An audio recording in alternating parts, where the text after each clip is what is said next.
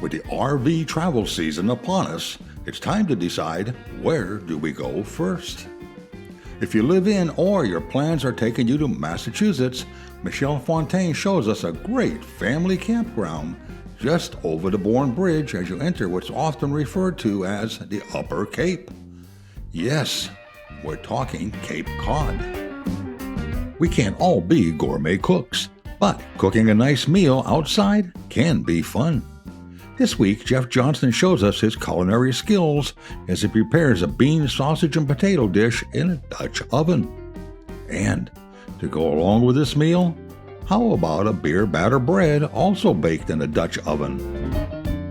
Before packing the RV for your next adventure, check out this list of 7 consumable items you should always have in your RV, compiled by our friends and RV experts, Mark and Dawn Polk, from RV Education 101.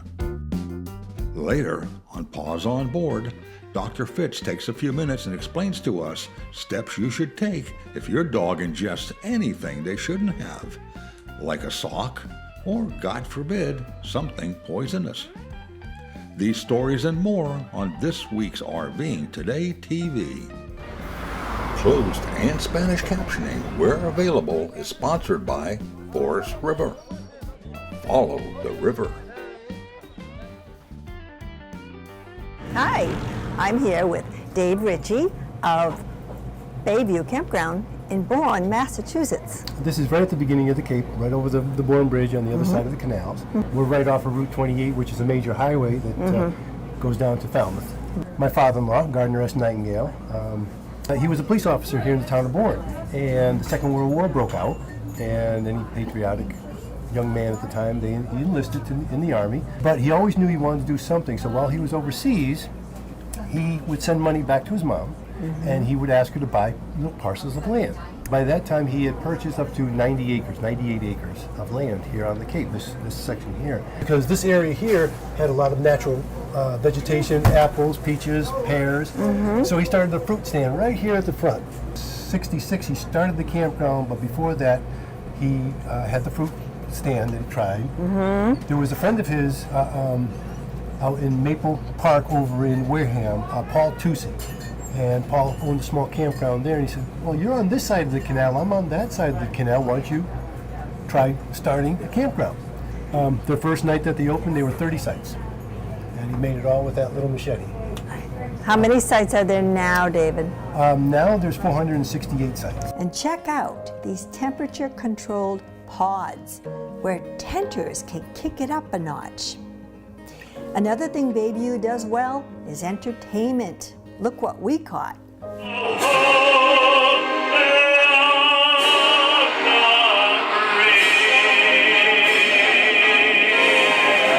It's the middle of July. You're almost booked, and yet we've been here 2 nights already, and there's a quiet peacefulness. My father-in-law and mother-in-law, they geared the campground right from the get-go, family camping. And you can see it right on our main sign, and all our advertisement is family camping. People that come camping, especially with kids, they come from the suburbs, cities, Boston, whichever it may be, and we love it here because we let our kids go. Yeah. We just say go. We have 1.7 miles of chain link fence all the way at the around the campground. The only way in and out is that front gate. Good. So the kids are locked in. Right. So the parents know this, and it's the best time because they can now let their kids be kids. I've given a lot of thought in the swimming pools as far as what to put into it. This one here is a jumping pool, it's 8 feet deep. It also has a very small area, 1 foot for the little ones.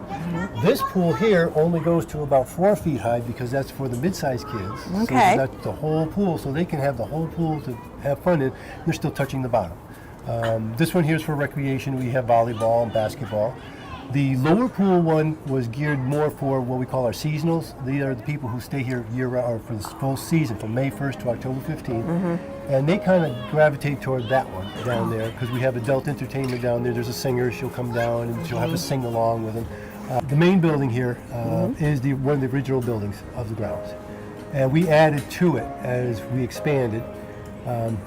The ice cream parlor we wanted something a little different, and ice cream was perfect. So we gave it the 1950s look of a old-fashioned ice cream parlor. the new machines as they come along and such, I want every kid who goes in there to walk out with something. It's no longer just to make money or for entertainment. I want the kids to have a good time just as much as the adults do. Everything is geared for family participation together. We try to shuffleboard. We have full-size shuffleboard, and we also have kid-size shuffleboard. So now you can play with the little ones if you want to. A lot of the arcade machines, getting back into the rec hall, is competition. You want to have a competition with. The mother can play with the son, father and daughter, so on and so forth. Another story you brought up that I think very interesting. There are no bugs here. Ah, yes. How come there are no bugs here? My daughter, when she was going to college, she also did some agricultural studies, and what we found was that bugs, mosquitoes, whatever, lay their larvae in the leaves in the woods. The dead leaves on the ground. On the ground. They try to get them under the leaves because it's moist and it helps with the larvae to hatch when the rain and such comes out. But I just said, well, let's just rake everything. And that's what we did. We raked the sites, between the sites, the embankments. The main part of the grounds, which is approximately 60 acres, is completely raked from fence to fence. And it seemed after the years, well, we eliminate the bugs. And your sites are quite large too. We didn't know it at the time when Gardner and I were expanding the grounds. We just went by a plain footprint of 50 by 50. 50 feet deep, 50 foot wide. And we went by the topo or the configuration of the land. If you notice, the grounds is in different tiers. So we used the topography of the land and we developed it in different tiers, and we went by the land. So if you notice, some of the roads are very windy and turn. We just went with the land. We planted over 30,000 little seedlings throughout the campground. We just kept planting these little seedlings all over, trying to replenish.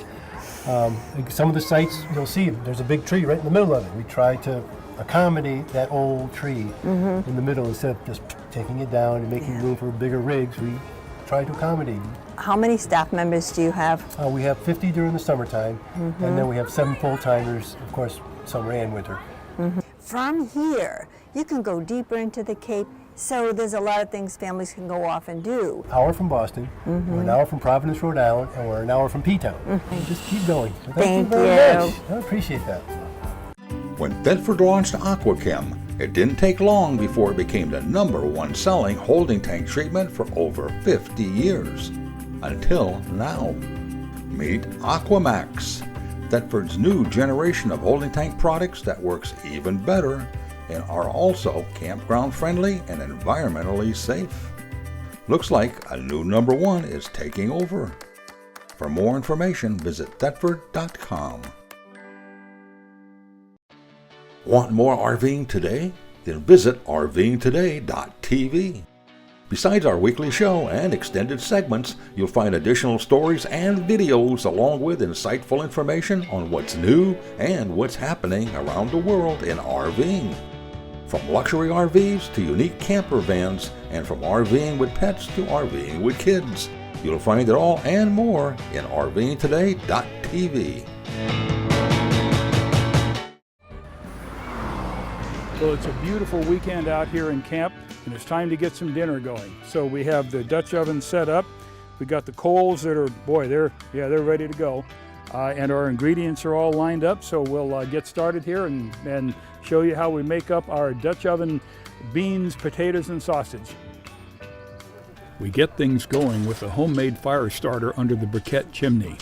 This handy device kicks off the briquettes without using petroleum-type fire starter chemicals. Next, we cut up 3 small potatoes into bite-sized chunks. For serving convenience, we cut 2 packages of chicken bratwurst sausages into 4 chunks each.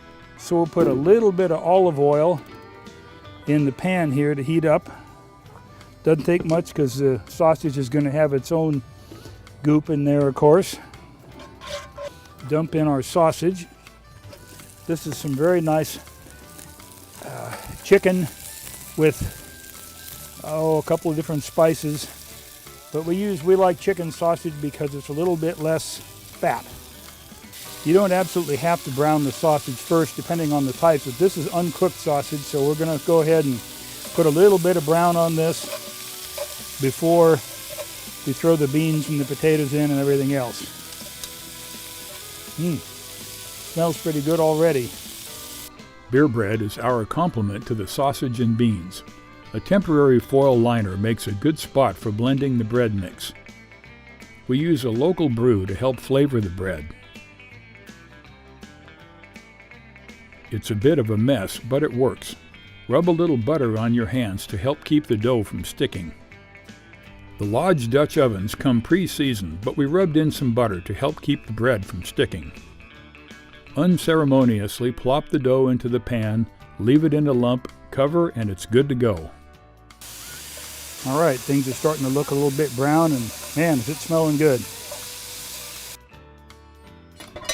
Time to pull the lid off, and it looks like the sausage is browned up nicely. So we're going to move this off to the side and add the potatoes that we cut up earlier. And we'll get those a little bit pre-cooked before the beans go in. All right, we'll start with the chili beans and the black beans and a little bit of garbanzos for a light little bit of color. Same with the kind of white bean. A little bit of corn for color. A little more garbanzos. A little bit of this Ninkasi Special Beer Run IPA. Just to add a little bit of moisture to the whole thing. Worked in the beer bread, ought to do just fine here too. Stir that stuff up, get the potatoes and everything going, cover it up, and we'll see what happens in a little while. Meanwhile, it's time to take a look at the beer bread. It is puffing up nicely. Started up a few more coals here. As the coals started burning down, we began the first coals a little early, so we started a few more, added them on here, and it looks like everything is perking along just fine. Well, the beer bread is coming along nicely, but it's starting to get, it's a little brown on the bottom, but it's okay. So what we did was we moved all of the coals from the bottom up here on the top to put the heat mainly down off the top of the bread. We're getting close. Things ought to be just about ready here. Water is boiling. The smell is really good. Everything looks like it's blending together nicely. All right, first of all, the beer bread is about done. Chewy crust and a robust interior texture make this bread a terrific side dish to stews and the like. All right, this is about done. It's been boiling for, 15 minutes or so. Get a few chunks of the sausage in there. Feel how hot that is on the bottom on my hand. Looks pretty darn good. We have the bean mix with corn and whatnot, and the sausage, chicken sausage, so it's a little bit healthy. And beer bread, a one-pot wonder. All things considered, not an all bad way to start a meal for an evening of camping. Can definitely recommend Dutch ovens as an addition to your camping supplies. Cheers. For more information about Dutch oven cooking, log on to our website. From off-the-road adventure camping to luxurious full-time RVing and everything in between, Forest River has the RV to fit your needs, budget, and outdoor lifestyle. To see our full line of trailers and motorhomes, visit forestriverinc.com. Forest River. Begin the journey. At Norcol, we realize that some of your favorite RV destinations are off the grid. And Norcol refrigerators are uniquely designed with that RV experience in mind. We call it Freedom Unplugged. To learn more about our Norcol RV refrigerator line or to find a dealer near you, visit our website at norcol.com.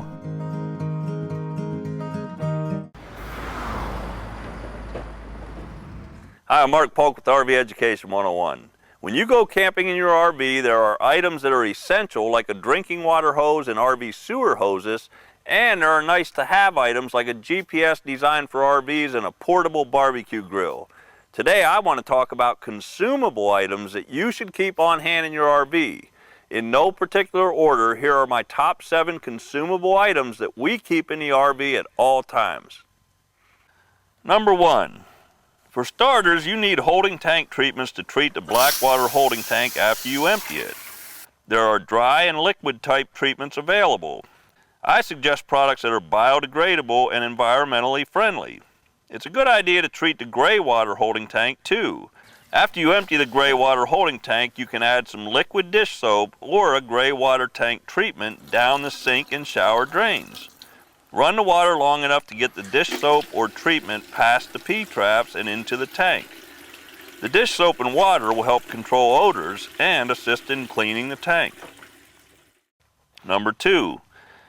While we are on the subject of holding tanks, it's a good idea to stock up on toilet paper designed for use in RVs. This is one consumable item you don't want to leave home without. Tip: to see if toilet paper is compatible with your RV wastewater system, put one sheet of toilet paper in a glass of water. If it starts to break down and fall apart within a short period of time, it's suitable for use in RVs. Number 3. Laundry soap and dish soap are must-have consumable items. Clothes get dirty and need to be washed, especially if your camping trip is more than a weekend excursion. You can purchase these items at the campground store or stock up on these items where you normally shop and leave them in the RV. Number 4. Next on the list is a well-stocked cabinet of first aid supplies and over-the-counter medication. You never know when an accident will happen or when somebody will get sick. If you are boondocking miles from the closest town or store, you'll be glad you have these consumable items along for the ride. If you or anyone else is on prescription medication, make sure you have an ample supply for the duration of your trip. Don't forget the sunscreen and any pet medications too. Number 5. Next on my list is hand sanitizer and a spray bottle with a 3% hydrogen peroxide solution. I keep a bottle of the hand sanitizer in the compartment where the sewer connection is made, so it's handy when I do my wastewater management chores. I keep a spray bottle of hydrogen peroxide in the same compartment so I can disinfect the hose bib prior to connecting my RV drinking hose to the water connection at the campground. Inside the RV, we keep hand sanitizer at each sink, and a hydrogen peroxide solution is used for general cleaning and disinfecting in and around the RV. Number 6. Another consumable item I always have in the outside storage compartment is a supply of disposable gloves. They are inexpensive and can be used for all kinds of chores and routine maintenance on the RV. Number 7. In my tool storage compartment, I keep a can of spray lubricant available. It should be a dry type lubricant like graphite that won't attract dust, dirt, and other contaminants. I personally use BowShield T9 spray lubricant for everything on the RV. It cleans, lubricates, and protects whatever you use it on. Twice a year, I spray inside all the lock mechanisms on the RV. This keeps the locks operating properly and helps prevent them from freezing during cold winter months. Well, there you have it, my top 7 list of consumable items to always have in the RV. There are many other consumable products that could or should be on this list, but you can use this as a starting point and add to it to come up with your own list of consumable items to keep in your RV. And remember, when you dispose of consumable items, recycle whenever possible. Happy camping. Want more RVing today? Then visit rvingtoday.tv. Besides our weekly show and extended segments, you'll find additional stories and videos along with insightful information on what's new and what's happening around the world in RVing. From luxury RVs to unique camper vans, and from RVing with pets to RVing with kids.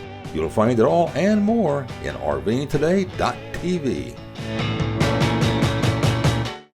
When Thetford launched AquaChem, it didn't take long before it became the #1 selling holding tank treatment for over 50 years.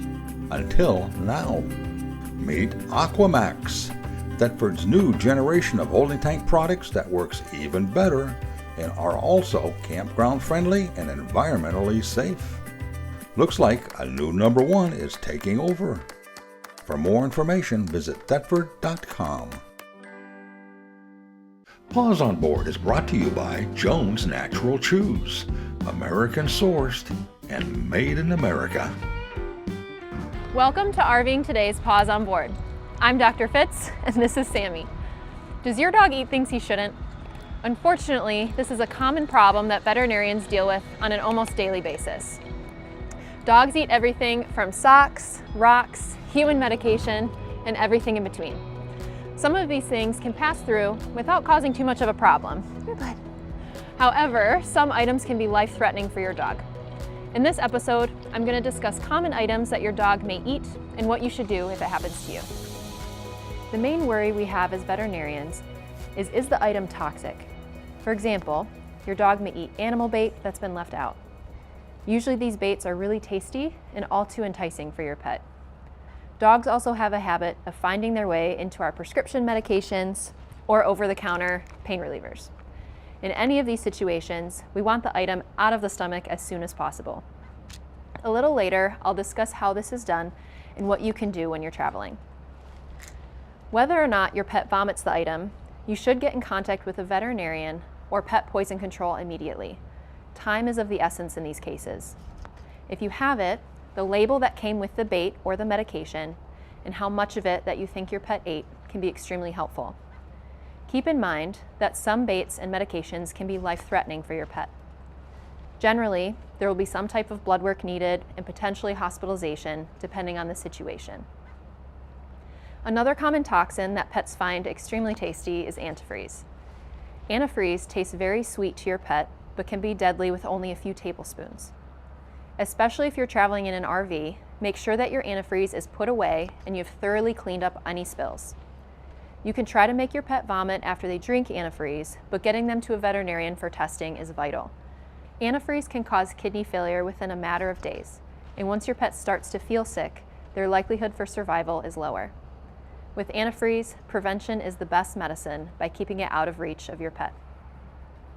Another worry we have as veterinarians is, will this item get stuck? Sometimes we get lucky and small items like socks, underwear, or small pebbles can pass through. But more often than not, your smelly hiking socks that your dog just had to eat, or that tasty looking rock over there, get stuck. A blockage of the GI tract will make your pet very sick. They'll usually vomit, stop eating and defecating, and become extremely lethargic.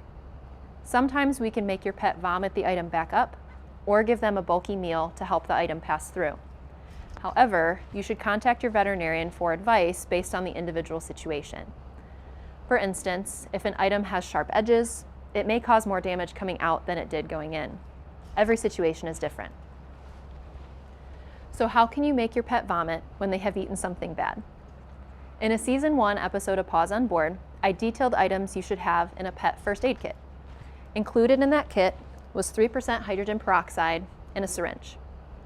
The peroxide will be used as a stomach irritant to make your dog vomit their stomach contents. This can be life-saving if you're not able to get to a veterinarian quickly. The general dose of peroxide is about 1 teaspoon per 5 pounds of body weight, but we generally don't give more than 3 tablespoons at a time. Once you give the dose, wait about 15 minutes. If your dog has not vomited, you can repeat the dose one more time. If your pet still does not vomit, bring them to a veterinarian, as we have other medications that can more effectively cause vomiting. Keep in mind that inducing vomiting is usually only effective within the first few hours after ingestion. So if it's been longer than that, your pet should be brought in for evaluation. Some final notes. You should not induce vomiting if your pet is acting sleepy or lethargic, as this can be very dangerous for them. You should also not induce vomiting if your pet has ingested chemicals such as bleach or other strong cleaning solutions. These can actually cause serious burns on their way back out. As I said earlier, our canine friends love to eat a variety of things, which make every situation different.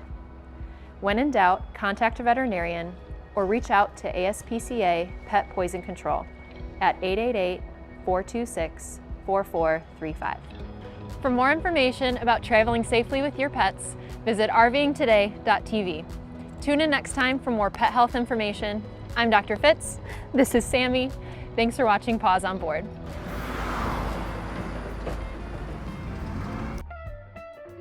For more information on anything you saw in this week's episode, along with additional videos, interesting stories, and RV news, visit our website at rvingtoday.tv.